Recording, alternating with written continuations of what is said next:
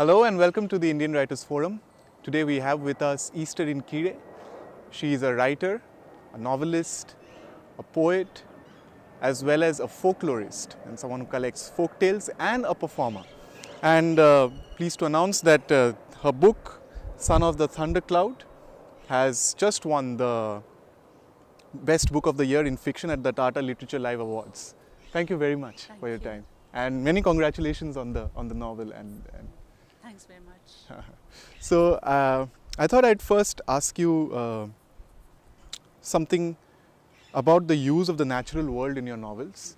Often when we think of English writing, and especially that one that comes from India, often the kind of novels which takes precedence have a certain amount of cityscape in it, whereas you seem to work with different materials. So how do you use the natural world in your novels? It's probably because we back in Nagaland, we live so close to the natural world, and people going to the fields, working in the fields all day surrounded by bird calls, or just using the rhythms of the natural world to guide their agricultural year. That is natural for us.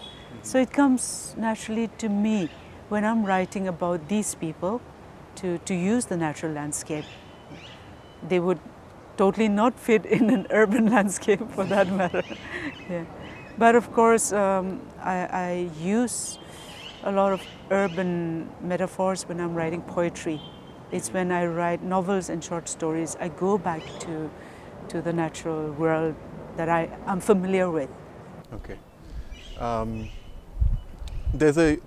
know that you're also you also collect folk tales and you also translate them. You have a publishing house back there, and so I was wondering, how do you use orality as material for your writing in English, and how do you translate that material, which is a form of oral storytelling, into a kind of storytelling which gets published as a book? I've experimented in Son of the Thundercloud with that, and taken the core of the story, and the rest has just sort of grown around it.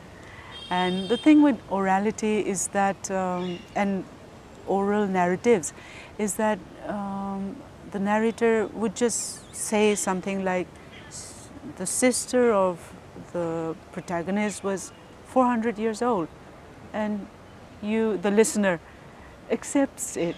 So the margins are so wide, and you're transported to this other world where everything is possible.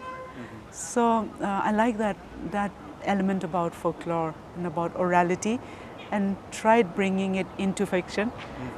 And I feel it worked, because no one has questioned me yet about how come the aunts are 400 years old, 380 years old, and 200-year-old mother is giving birth, because the miraculous is also so much a part of folklore, so much a part of orality, and it's easier for us to use that as a core, and make it believable, achieve suspension of disbelief in fiction.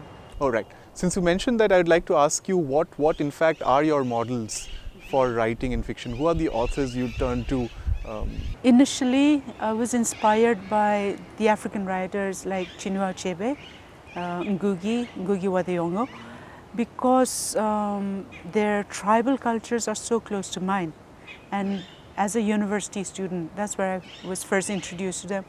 I thought, oh, if the Africans can do this, then maybe we Nagas can also do it, and create a written literature, because what we had back in the 70s was oral narratives, but no written literature yet. Right. I'll just read a little bit about a short paragraph from your novel.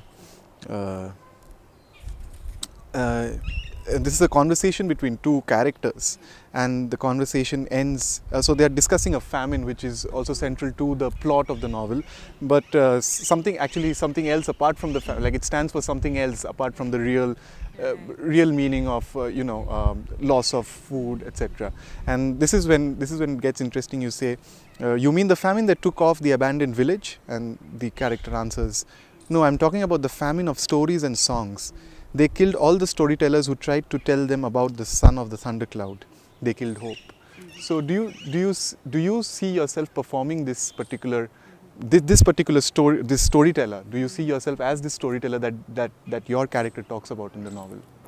I think you see it more than I do, okay. But it's so interesting that you've picked that up, because yesterday at Gargi there was a young girl who said, this is so relevant for us. At the present moment, we are seeing voices being silenced. We are seeing the storytellers being killed. And I'd never thought about the Indian situation when I was writing it. So it is, as that girl said, she could relate to that and make it relate to the contemporary moment.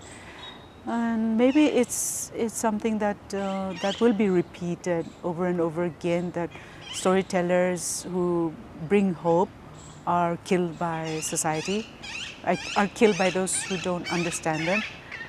And then more storytellers have to just come up and take their place. Right. Yeah, maybe. Right, that's very inspiring.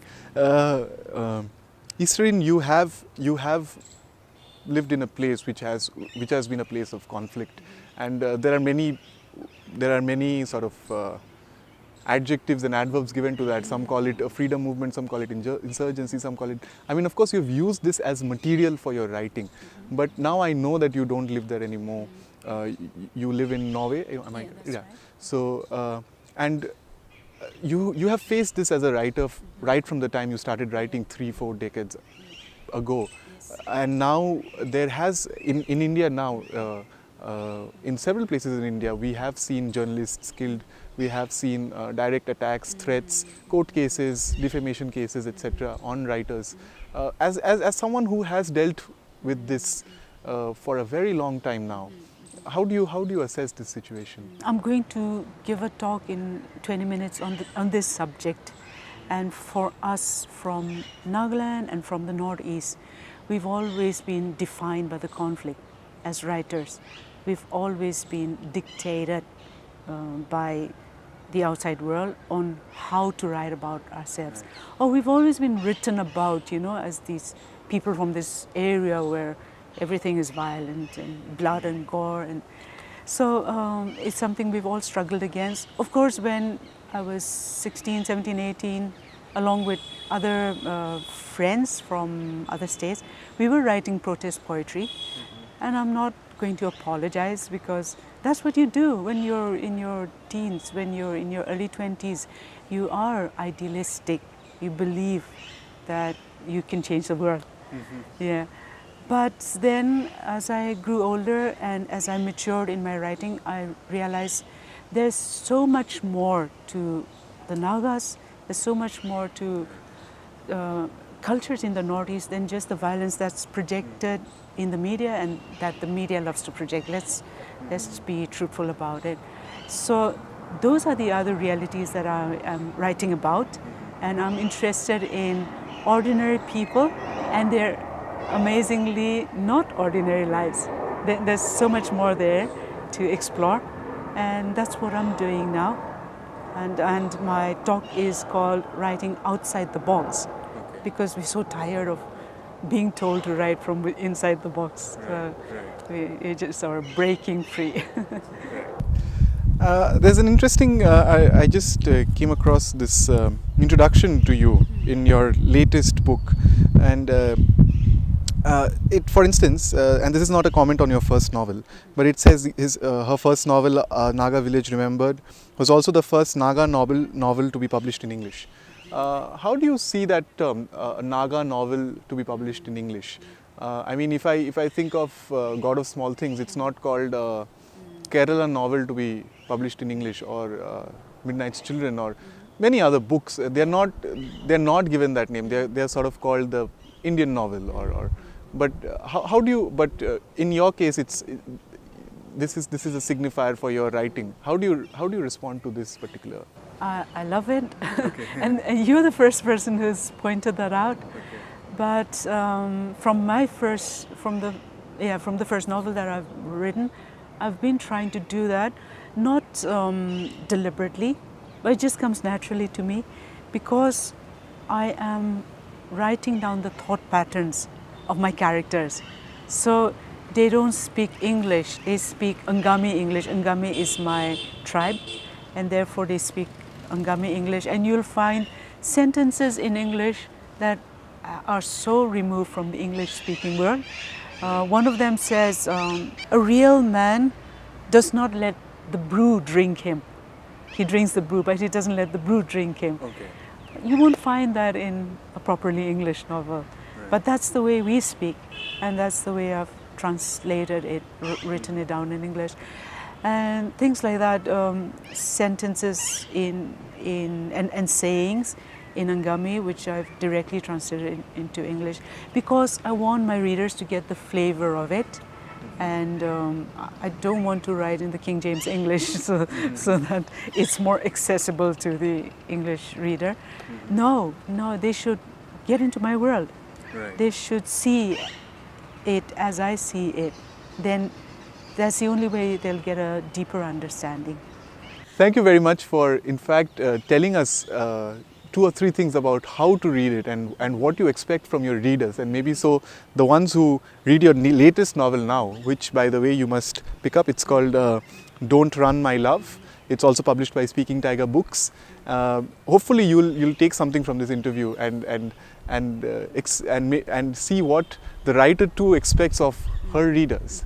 And go on to read this novel, and we wish you all the best, and Thank you. we hope to meet you again when Yes, your next book yeah. comes out. Lovely. Thank you very much. Thank you very much. Thank you very much for watching, and please stay tuned to the Indian Cultural Forum, to our YouTube channel Indian Writers Forum, and for more stories such as these. Thank you very much.